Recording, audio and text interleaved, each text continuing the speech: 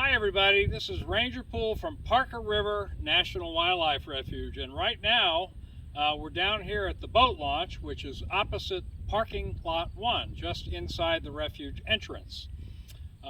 You know, Parker River is 4,700 acres large, but over 3,000 acres of that is salt marsh. So if you truly want to experience Parker River National Wildlife Refuge, the best way to do it is in the cockpit of a kayak.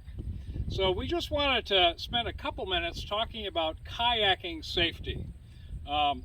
First thing you want to know is you have about a 2-hour window either side of high tide. While we're filming this right now, it's pretty much low tide, so you wouldn't want to go kayaking right now. You might end up high and dry on a mud flat. So if you can remember to go out between 2 hours either side of high tide, you should be fine. The other thing I want to mention is we have a wonderful water trail here.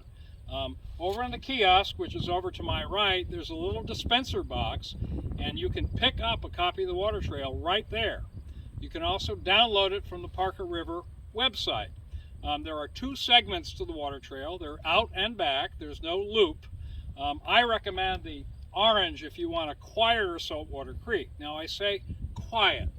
That kind of leaves me to our next topic that we wanted to talk to with this little public service announcement. You really want to be safe out there in your kayak. So number 1, please always use the buddy system. Don't go out there alone. If something were to happen, it's good to have somebody else with you who can help and or go for help. So please use the buddy system at all times. It's also good to let people know where you're going and when you expect to come back. Another thing that we wanted to talk about was the fact that there are lots of user groups in this navigable waterway. The refuge doesn't have any enforcement authority over speed whatsoever in these creeks, and so on a nice day like this, it's not unusual to see jet skis and motorboats, and yes, unfortunately sometimes they're going kind of fast.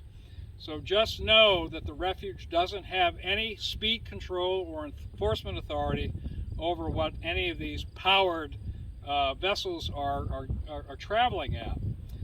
If you happen to encounter a speedboat or anything else that's creating a large wake, the safe thing to do, and it's sometimes a little counterintuitive, is to point your bow, the front of the boat, right into the wake. You're much less likely to flip over if you do that.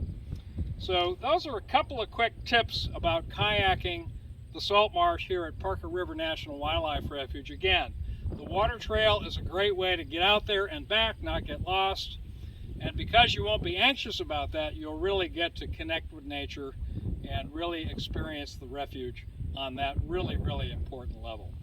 So, for Parker River National Wildlife Refuge, this is Ranger Poole. Please take advantage of our water trail. It'll be out here usually till about the end of October, at which point we pull it in for the winter. But it's, again, a great way to experience the salt marsh at the refuge. Take care. Bye-bye.